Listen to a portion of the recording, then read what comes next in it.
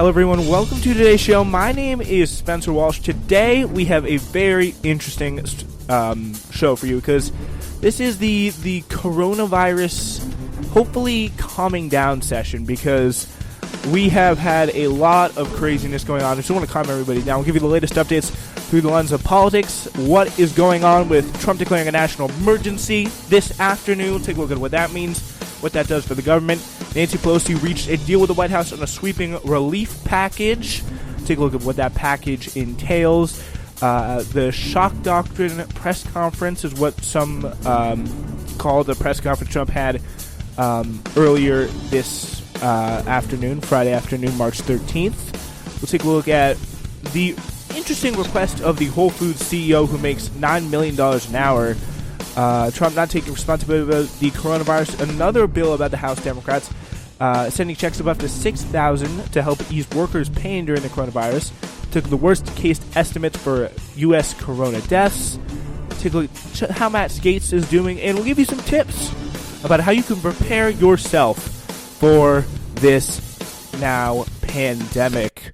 And joining us, we have for the first time on the show, SWRN contributor, and with the man with the Twitter handle. You can go follow him on Twitter. You could follow at EdwardZH313. Edward Zhang joining us, and I highly recommend you go do that. You always get a good tweet out there once in a while. Edward, welcome to the show. Oh, you give me too much credit, Spencer. Thank you very much. All right. Happy So to be here. Yeah, so coronavirus. First question is, are you scared? How are you feeling? How are you looking for the coronavirus? How are you looking at the coronavirus going forward? Like, what do you think? You think you're feeling all right, or maybe a little bit nervous about what's to come?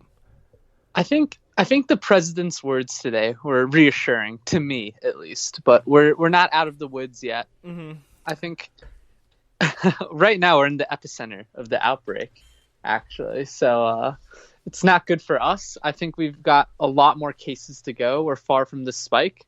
But we've seen countries like China, countries like South Korea, they've managed to deal with it with different ways too, right? We don't need to adopt China's approach.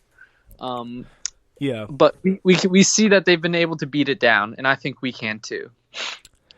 Yeah, they've definitely had a little bit more authoritarian approach, but I feel like it's like, I don't know what the time period is, but there's almost a cycle where maybe for four weeks or so, like you go through a crazy situation, like where you're just trying to ward off the cases. It's just an absolute mess. Like you're really struggling, and then you get out of the tunnel. Like we are, I'd say, probably just entering that tunnel right now. But the experiences of South Korea, of Singapore, of China as well, will show that you can get out of this tunnel. That is for sure. So Let's take a look at what President Trump did today. He said two very big words, national and emergency. In a live address to the White House Rose Garden, he, and also the country, he also gave a broad new authority to the Health Secretary, Alex Azar, who he said would now be able to waive regulations, giving doctors and hospitals more flexibility to respond to the virus, including making it easier to treat people remotely. And so with that, some things that made you more assured about what we saw here today? I think what we're seeing right now is across the federal and state level, we see our various politicians are really coming up to bat. They're doing what needs to be done. As you were saying earlier, Trump and Pelosi, they teamed up. They have an economic relief package. Trump has made a lot of promises so far in his press conference, and we're seeing that the testing capacity has been increasing with the CDC and FDA waiving a lot of regulatory guidelines when it comes to testing. So I think at the very least, Trump knows that this is a big threat to him and his re-election prospects. So I think he'll take it very seriously. Yeah, I mean, I don't know. I kind of don't really see that. I haven't seen that much evidence that, like, he really, is taking it seriously, at least really before today, like, where he kind of came out and gave a very, like, scripted speech where he was like, oh, yeah, we're going to not only declare it a national emergency, not only give the hospitals more regulations to treat people faster, but, oh, yeah, we're also going to spend a bunch of money on oil while not really worrying about any of the regular people. And give it credit to the Democrats. They're the ones who have been pushing this deal hard, and they haven't really seen that much cooperation with the Republicans. There's no guarantee that Mitch McConnell's going to let this bill, I think, pass the Senate. They don't get past the House, but I think McConnell earlier this week called it an ideological wish list. This bill that Nancy Pelosi here is trying to pass. So, I mean, I don't know. I think the cooperation between the governments has not been that good so far. I think at this point, at least in our political situation, I guess Trump, what Trump says, I take more credit with what Trump says than with what Mitch McConnell says, because I think Trump has more clout, even among the Senate Republicans. Right? We see he swings elections. We see Senate Republicans, pretty much regardless, no matter what he does, they always fall in line. I think Mitch McConnell will fall in line. Like you said, the Democrats want this. Has he said that he supported it? Is he in favor of the bill? The bill? Pelosi's pushing. The bill that Pelosi herself is pushing. Mm-hmm. I know that he's I don't know if he's supporting that bill, I'll be frank, but I know he's supporting other relief measures. What are the relief measures that you've heard about, if I may ask? Yeah, well, so what Trump has done, have you heard about the payroll tax cut? No. I'm just assuming it's pretty self-explanatory. He supported that. Yep. He also, the executive branch has control over the student loans, as you might know. He decided to freeze all interest on student loans. I think he's for some federal employees, he's also guaranteeing some leave as well. So he's trying, and like I said, it's in the very early innings of the response as well. Too, it took the Obama presidency some time to muster a response to H1N1. Right, it'll take some time to muster a response to this issue too.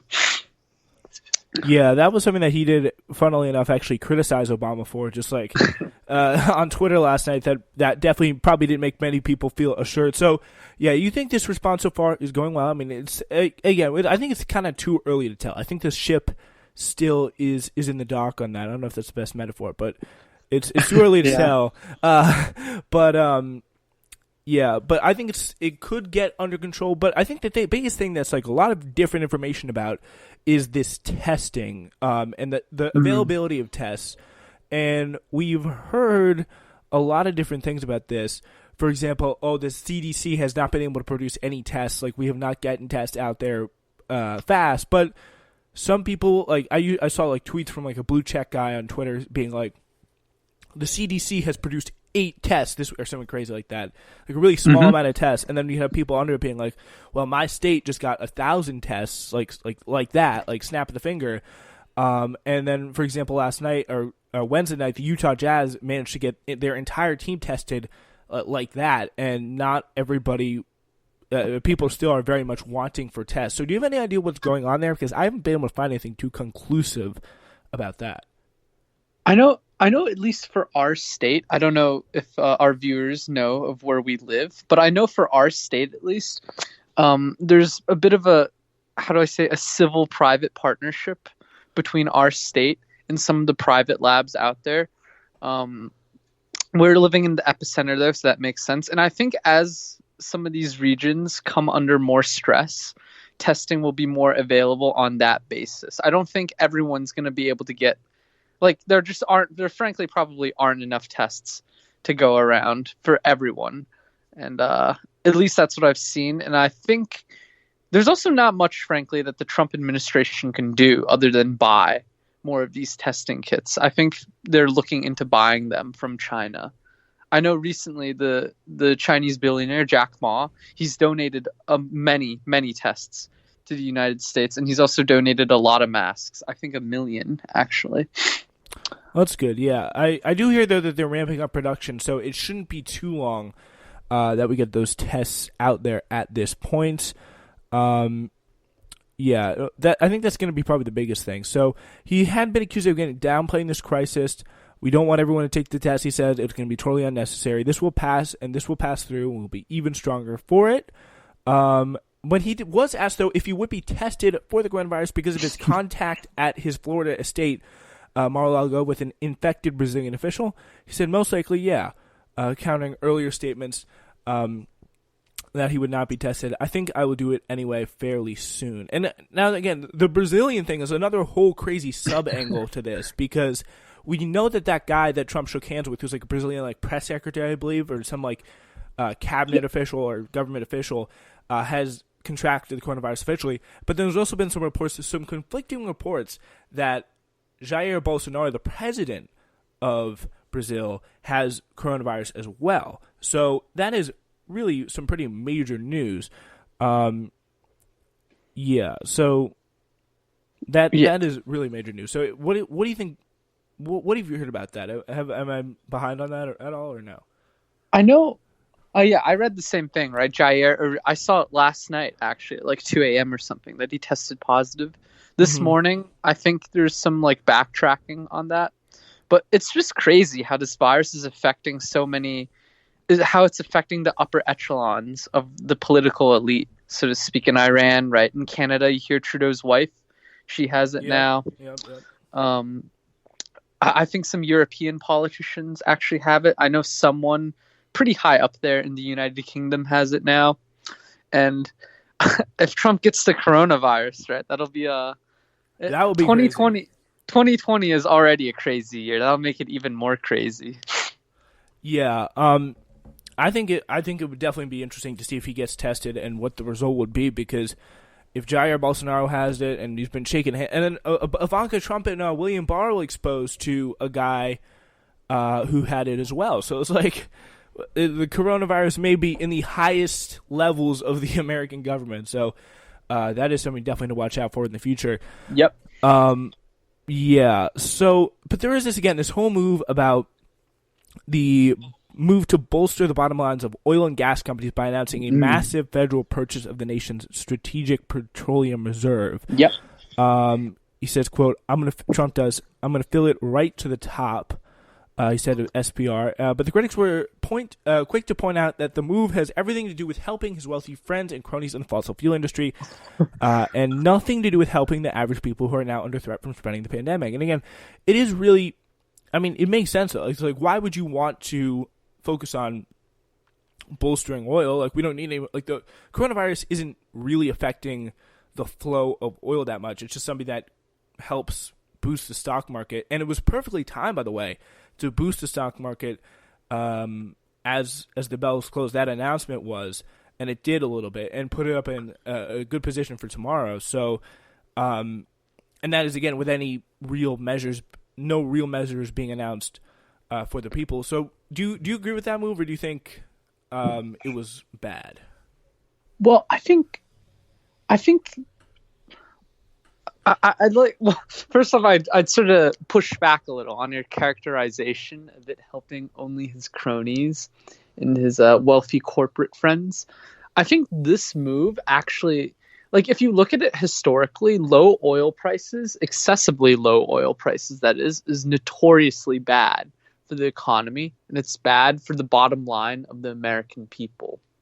So, but I think with the recent oil slump, at least, it's more to do with Russia and Saudi Arabia. And I think Trump is just, to make it a more popular move, I guess, to be honest, and to be a little bit cynical about it, he's using the coronavirus as a cover to try to intervene when it comes to oil prices.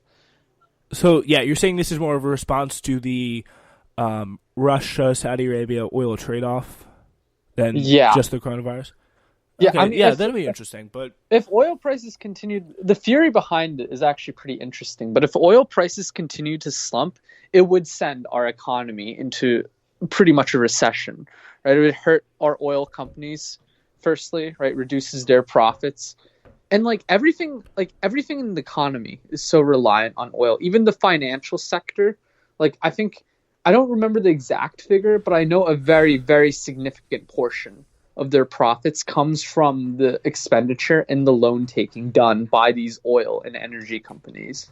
So it's not in our best interest, because like Saudi Arabia and Russia, they can also produce oil at a much lower price than us. Our manufacturers are less competitive.